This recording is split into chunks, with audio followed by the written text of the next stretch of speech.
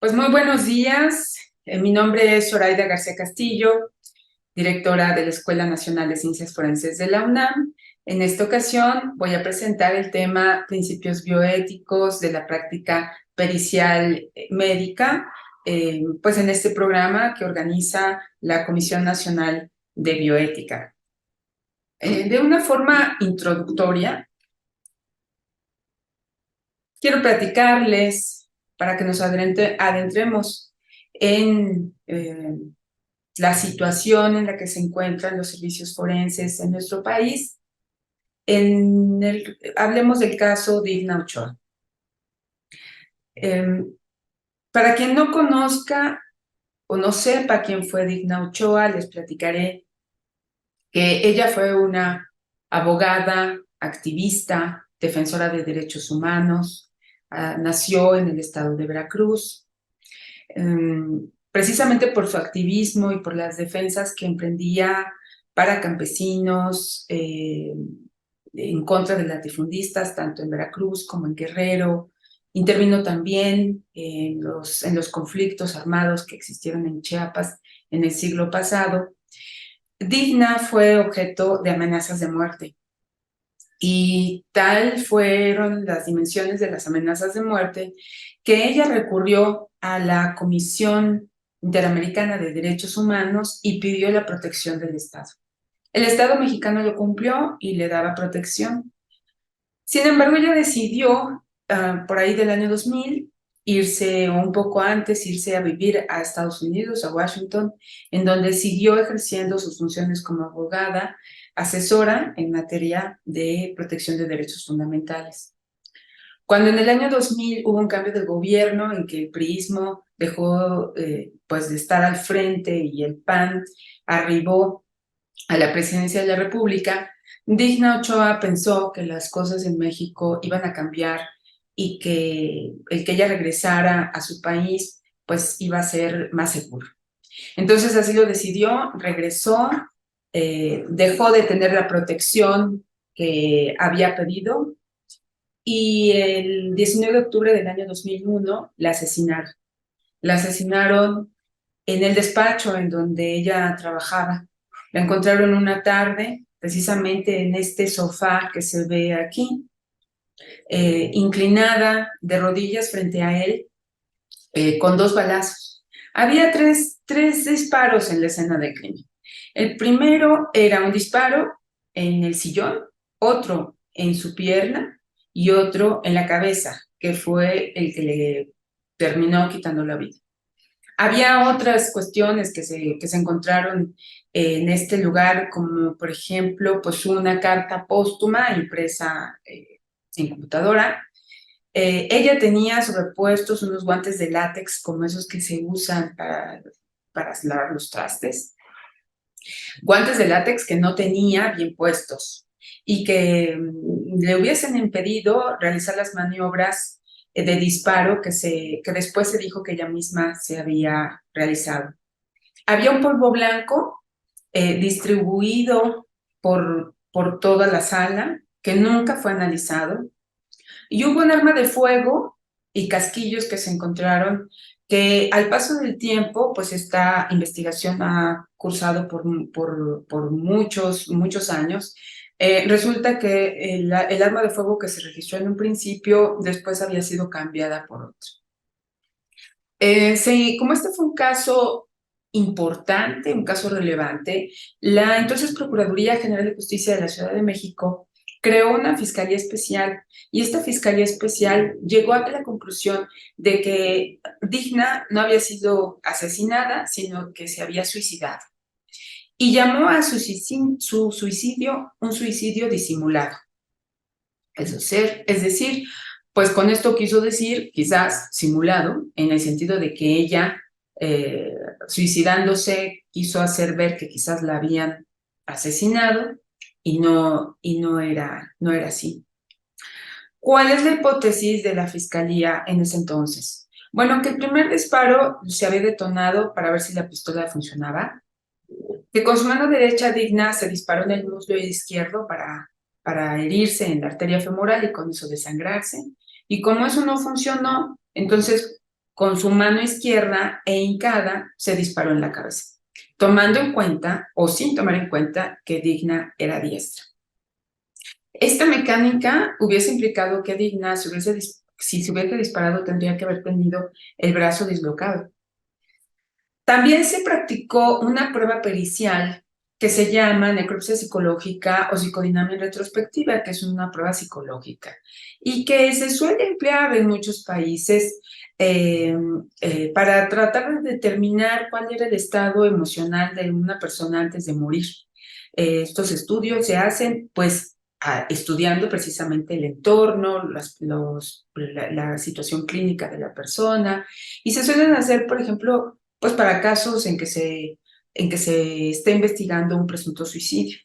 Entonces, en el caso de Digna, se entrevistaron a sus personas cercanas, sus familiares, sus vecinos, sus compañeros, se revisaron sus documentos, sus correos electrónicos, se hizo una reconstrucción de su vida y del estado psicológico antes de su muerte, y se concluyó pues que Digna no era estable emocionalmente, que no tenía una estabilidad emocional con sus relaciones afectivas, que siendo una mujer de 30 años de edad, que no había tenido hijos, no podía presumirse que fue una persona estable, que siendo una mujer religiosa y hubiese tenido un aborto, también se infería que no era una mujer estable, que usando el cabello corto y pantalón, eso cuestionaba su orientación sexual, y que ella realizaba actividades de riesgo, en tanto la defensa de derechos humanos es una actividad de riesgo, y por lo tanto alguien que se dedica a eso, pues se quiere morir. Hubo muchas inconsistencias en las investigaciones forenses de este asunto. Por ejemplo, las huellas dactilares se tomaron un año después. Las hipótesis que sostenían los resultados de la realización de la prueba de medicina legal, medicina forense, pues se cambiaron y se ajustaron, por lo menos para poder sostener la hipótesis de un suicidio. La escena del lugar de los hechos, pues fue muy contaminada desde el primer momento en que llegaron las personas a tener noticia de lo que estaba sucediendo. Total, que estuvo plagado de defectos en materia científica forense. ¿Qué fue lo que pasó? Pues su familia, sus amigos, sus compañeros abogados no desistieron y no se conformaron con una resolución como esta por parte de la Fiscalía, y se promovieron amparos y se interpusieron todos los recursos judiciales que el sistema de justicia mexicano contempla. Y cuando todos estos se agotaron, se recurrió a las instancias internacionales, primero a la Comisión Interamericana de Derechos Humanos, que abrió la puerta para poder acceder a la jurisdicción de la Corte Interamericana de Derechos Humanos, que en noviembre de hace ya casi 2 años dictó una sentencia en que estableció que México es responsable por no haber realizado una investigación debida en este caso. Y entre muchas otras cuestiones, sentenció a México a realizar una iniciativa de reforma constitucional para dotar de autonomía e independencia a los servicios periciales del país, porque esta plena autonomía técnica y de gestión se ve que no, que estuvo totalmente ausente en un caso como este. Es decir, la Corte Interamericana dijo, es imposible que la dictaminación científica y técnica hubiese estado tan plagada de errores si, y la única explicación que hay es que aquí hubo órdenes superiores para llegar a esta determinación tan poco creíble. Desde noviembre del año, del año 2021, se le otorgaron a México 2 años como plazo para que se realizara esta reforma. Estamos en este momento a mitades del año. Es muy poco probable que esto ocurra, que esto se cumpla. El Estado mexicano no ha hecho nada, ni a nivel federal ni a nivel local, para que esta autonomía técnica y de gestión de los servicios periciales realmente ocurra en nuestro país. Y quizás no sería problema si no se visibilizaran casos como este, que si bien ocurrió hace 20 años, pues no tenemos garantía de que el tema de autonomía e independencia de los servicios periciales realmente se esté respetando actualmente. Eso es lo que ha considerado la Corte Interamericana de Derechos Humanos. Hecha esta introducción, quiero con esto reflexionar, traerlos a la reflexión sobre pues, los principios que deben regir en materia bioética respecto de la pericial en medicina forense. Y todo esto comienza en preguntarnos en quién es el perito, cuál es la calidad que debe de tener y cualidad que debe de tener un perito en general y específicamente, pues los peritos en medicina forense. Bueno, un perito tiene que tener un amplio conocimiento de la ciencia, disciplina o arte que practica. Tiene que ser autónomo, absolutamente imparcial y veraz y tener una capacidad investigativa, es decir, desarrollar todas las metodologías necesarias para poder acercarse a un dictamen respecto de los hechos que se le están poniendo a consideración, lo más apegado a, pues a las conclusiones científicas que puedan llegar a acercarnos a la verdad, a lo que pudo haber ocurrido. ¿Qué dicen las instituciones mexicanas sobre los requisitos que debe de cubrir un perito? Bueno, nuestros servicios periciales en la Ciudad de México, unos dependen del Tribunal Superior de Justicia, otros dependen de la Fiscalía General de Justicia de la Ciudad de México. Y la Fiscalía de la Ciudad de México señala que el perito tiene que ser mexicano, de buena reputación, con domicilio en la Ciudad de México, conocer de su ciencia, arte u oficio y acreditarlo mediante un examen.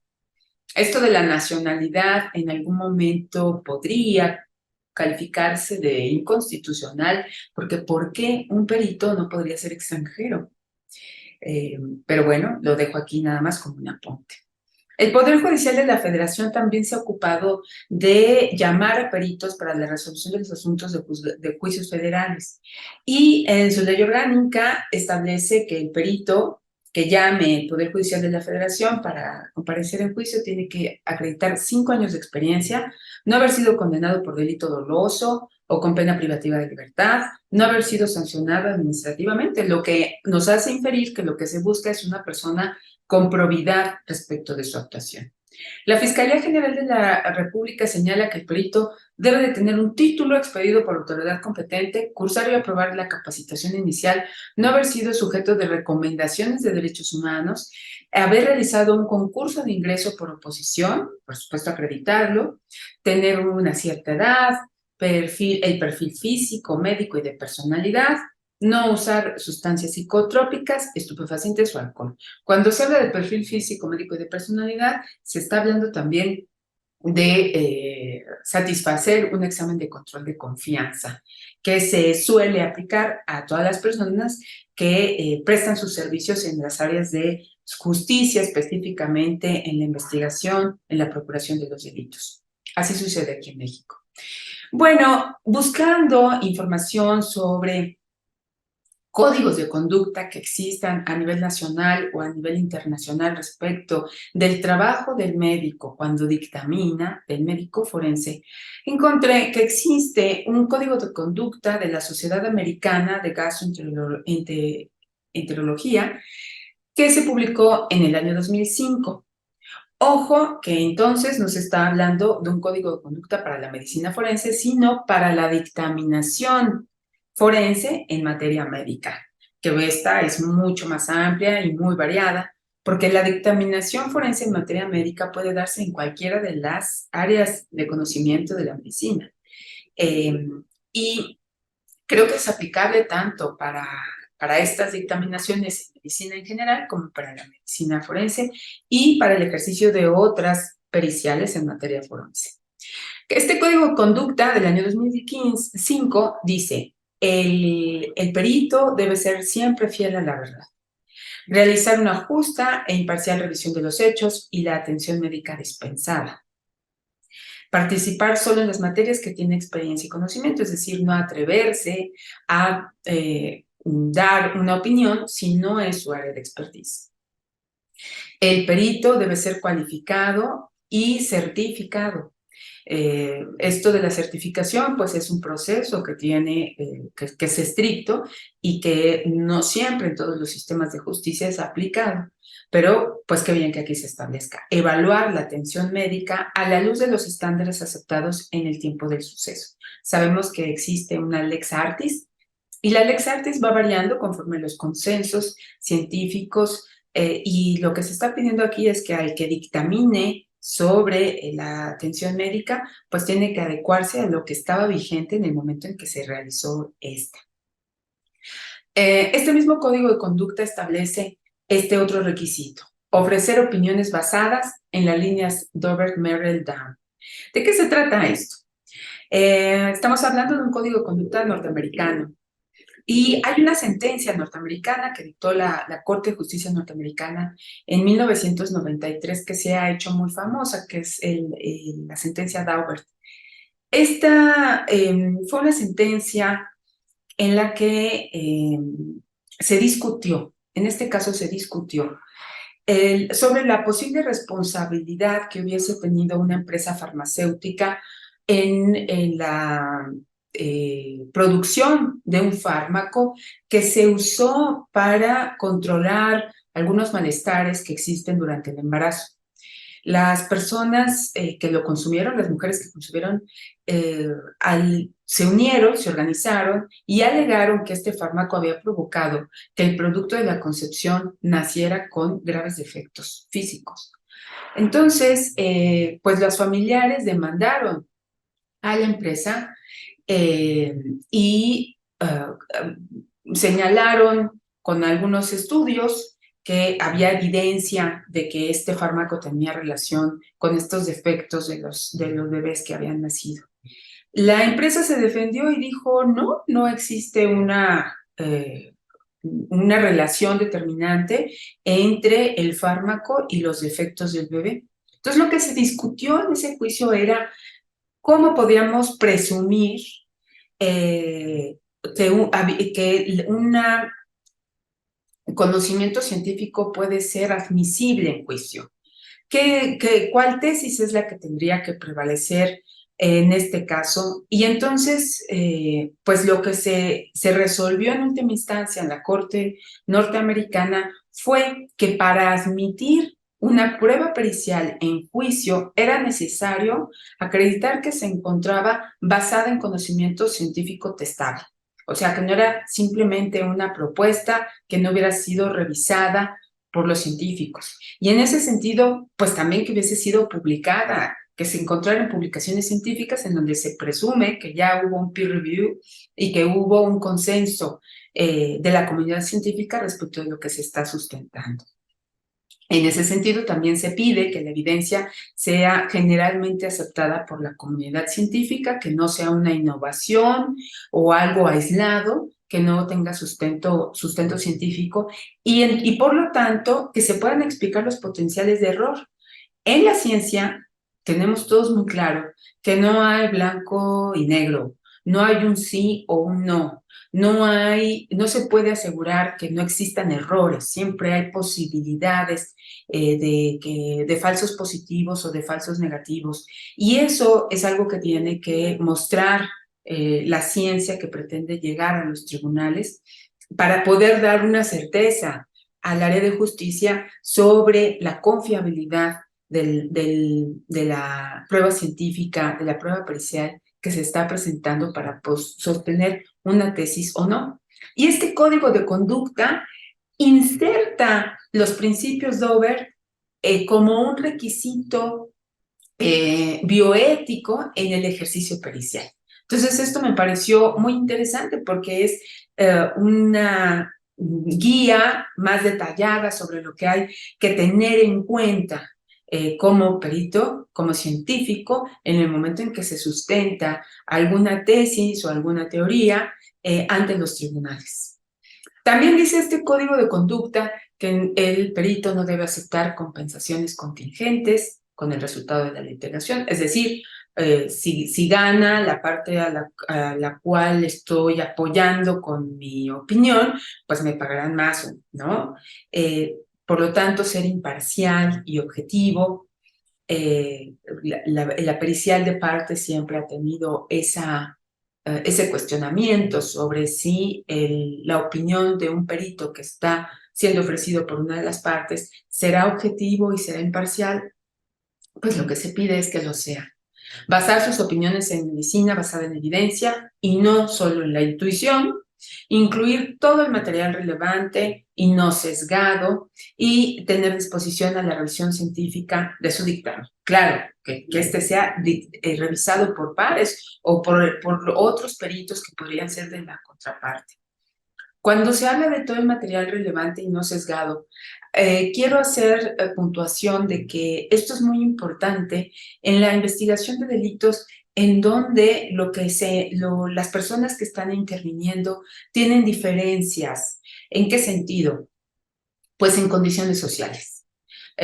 Por ejemplo, mm, si, si lo que se está investigando es un feminicidio, en donde hay que aplicar la perspectiva de género, pues hay que tomar en cuenta todos los datos que puedan ayudar a saber si la mujer fue víctima de violencia por razones de género. Y eso es tomar en cuenta todo el contexto de violencia que ella hubiese podido padecer. Entonces, si se está analizando su cuerpo, pues hay que analizar no solo la causa de muerte, sino también las violencias precedentes, las lesiones precedentes de que hubiera sido objeto, otros rastros, por ejemplo, de rastros de defensa en el momento del ataque, y eso se puede inferir pues por encontrando en el lecho unguial trazas de tejido de otra persona, por los arañazos que le hubiese dado, tomar en cuenta y analizar todos los restos de huellas biológicas de ella o de alguien más en su cuerpo, que me refiero a la saliva, al semen, a la sangre. Todo eso es material relevante y no tomarlo en cuenta significa sesgar el estudio científico forense. Entonces, creo que es muy importante lo que así se dice, lo que aquí se dice. Ahora, en materia de la realización de necropsia en el contexto forense que está viviendo nuestro país, que tiene que ver con una emergencia forense en donde hay un gran rezago de cuerpos por identificar y de cuerpos por encontrar e identificar, se aplican los principios que establece la Ley General en materia de desaparición forzada de personas, desaparición cometida por particulares y el Sistema Nacional de Búsqueda. Esta ley establece los principios de efectividad y exhaustividad, es decir, hacer todo lo necesario para encontrar lo que se busca, que es en este caso, pues la identidad de las personas. Realizar todos los actos que impliquen debida diligencia, es decir, no dejar de tomar en cuenta elementos que pudieran ayudar a la identificación de personas, a identificar la causa de muerte, a identificar el lugar en donde pudo haber estado el cuerpo. Si se tratan de restos humanos, pues también poder hacer una identificación a partir del material con que se cuente. Cuando se habla de enfoque diferencial y especializado, es también tomar en cuenta estas circunstancias sociales de las personas a las cuales les está afectando el estudio pericial que se va a realizar.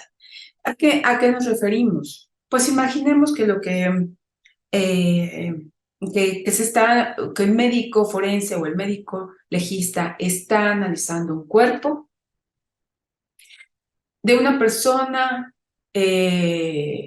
trans, de una persona diversa, que no se identifica o identificaba ni como hombre ni como mujer, ya sea por razones biológicas o por su propia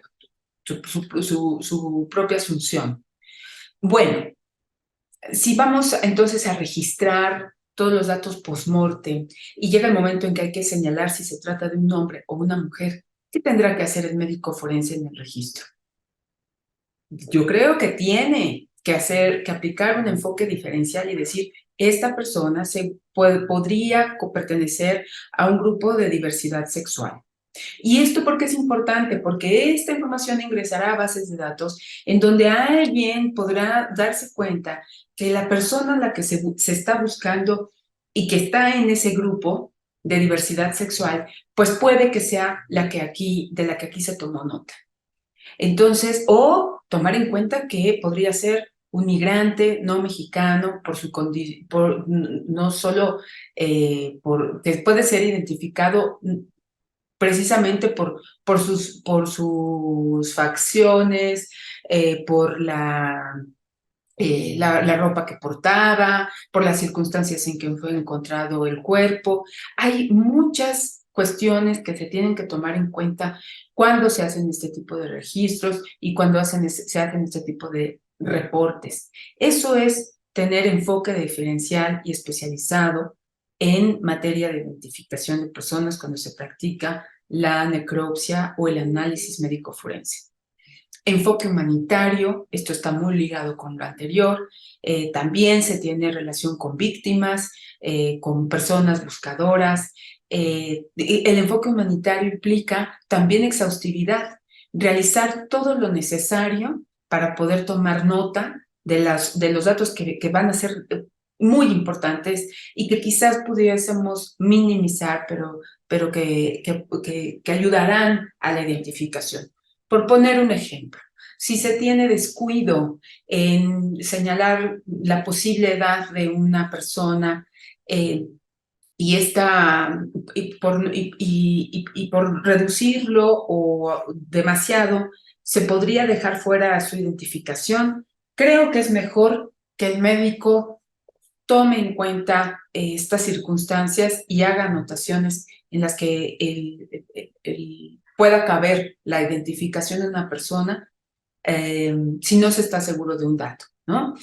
Para ser más específica, si una persona que tiene la apariencia de tener 25 años de edad y solo se le deja en ese rango, a lo mejor se excluye la posibilidad de que tenga 28 o 30.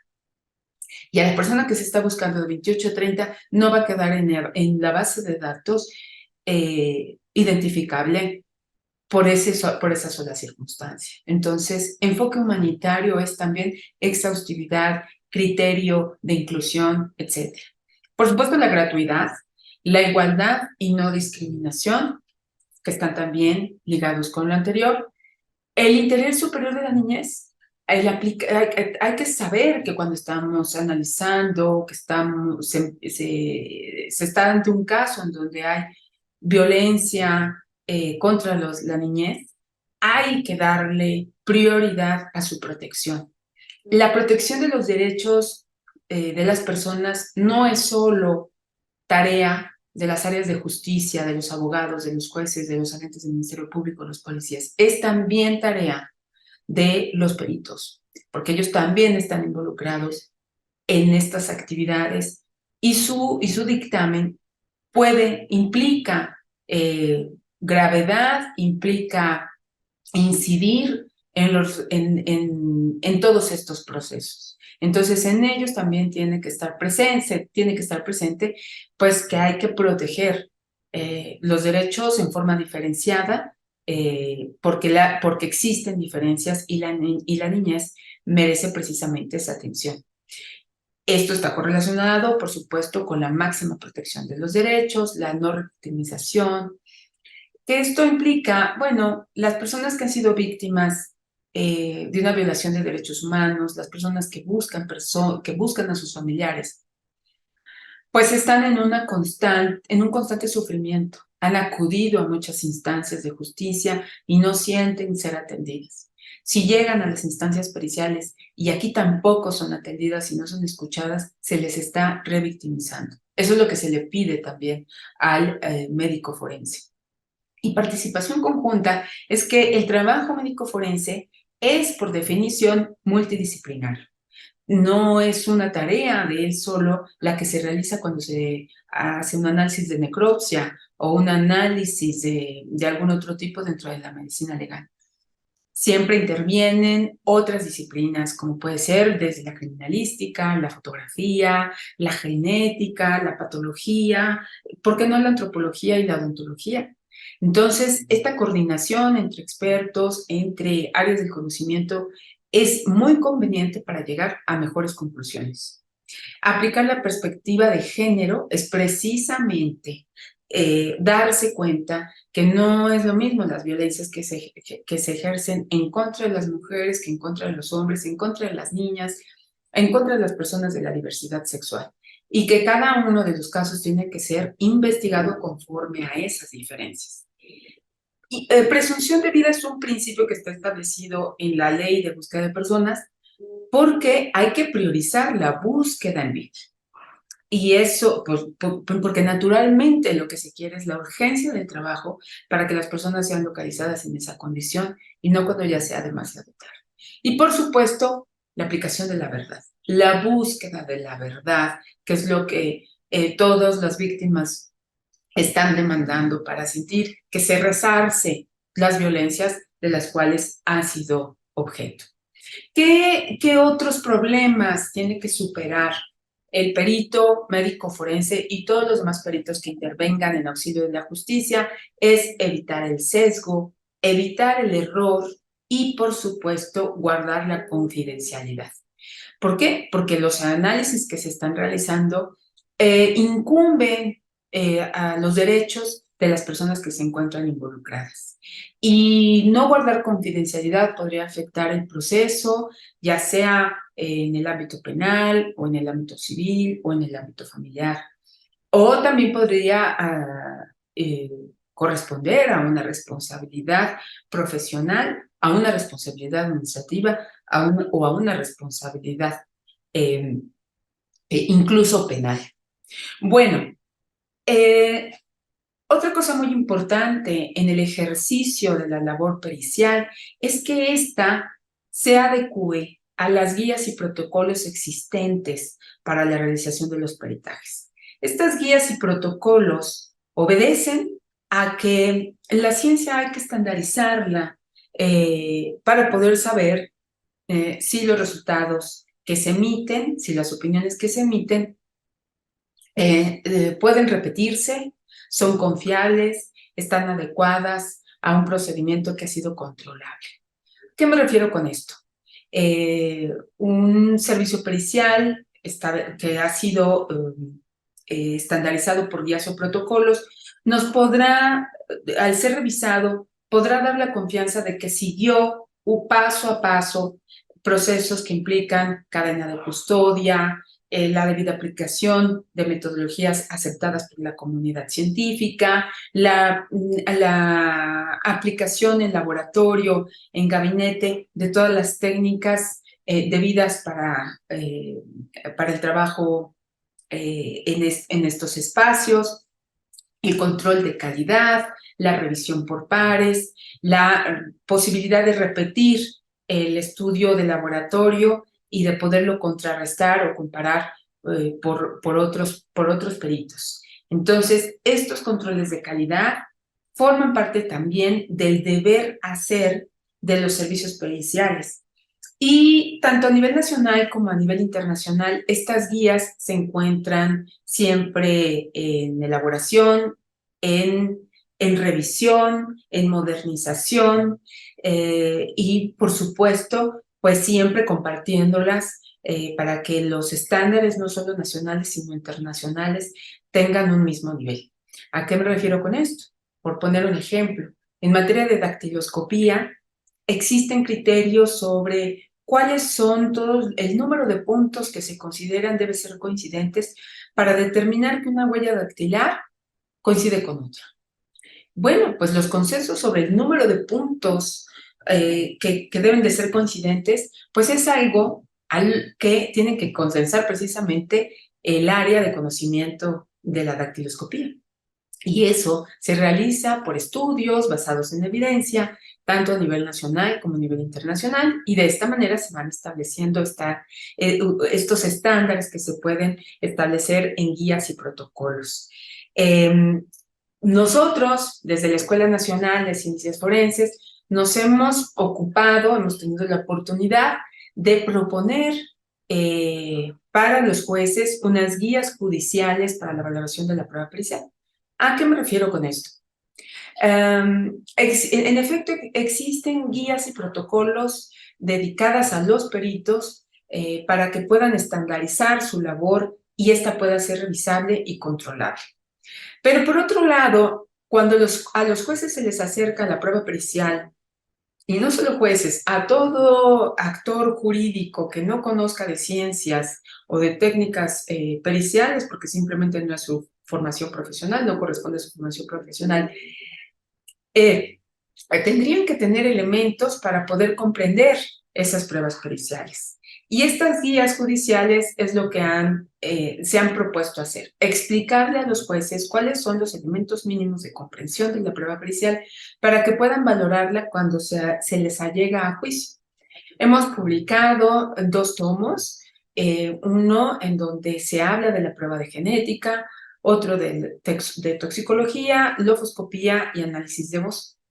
Y un segundo tomo en donde nos ocupamos de las pruebas periciales para la identificación humana, específicamente desde el punto de vista de la antropología forense, la odontología forense, psicología forense, análisis de video digital, balística, medicina forense y criminalística del campo. La intención es que mediante esta estructura que aquí se muestra, se les pueda explicar a los jueces de qué va la prueba pericial.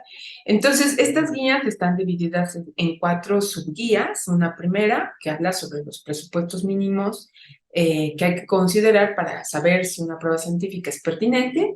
Y las guías 2, 3 y 4 contienen los elementos mínimos sobre la recolección de la muestra, el procesamiento, el análisis del indicio para cada área científica y técnica. Y al final se incluyen apéndices para ampliar la información y un glosario tanto en el área jurídica como en el área científica para la mejor comprensión pues del vocabulario y del lenguaje que se usa en cada área de conocimiento. Para terminar esta exposición, me parece muy pertinente que cuando pues hablo o se habla de el deber ser en el ejercicio pericial, también hay que tomar en cuenta que no se le puede exigir al perito. O sea, el perito no tiene la obligación de decir sí o no. Es decir, muchas veces se pretende que los peritos respondan, dígame usted si esa persona sí es hijo o no de esa otra. Dígame si esa persona es o no fulanito. Diga si esa persona sí disparó el arma o no disparó el arma. Diga si esa persona está diciendo una mentira o una falsedad. Esas cosas no las puede contestar la ciencia, no por sí sola y no en un grado absoluto de certeza. La ciencia tiene siempre grados de error y el dictamen pericial puede arrojar un falso positivo o un falso negativo. Y quien lo sabe es el propio perito y al perito le corresponde explicar y decir la opinión que yo emito es esta y se puede emitir en porcentajes o en grados de probabilidad y esto se puede explicar o matemáticamente, estadísticamente o puede explicarse por todas estas cualidades o circunstancias. En el perito no está la responsabilidad de decidir un juicio. La responsabilidad de decidir un juicio la tiene el juez.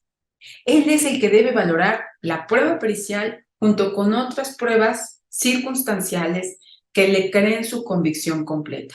¿Cuáles son estas pruebas circunstanciales?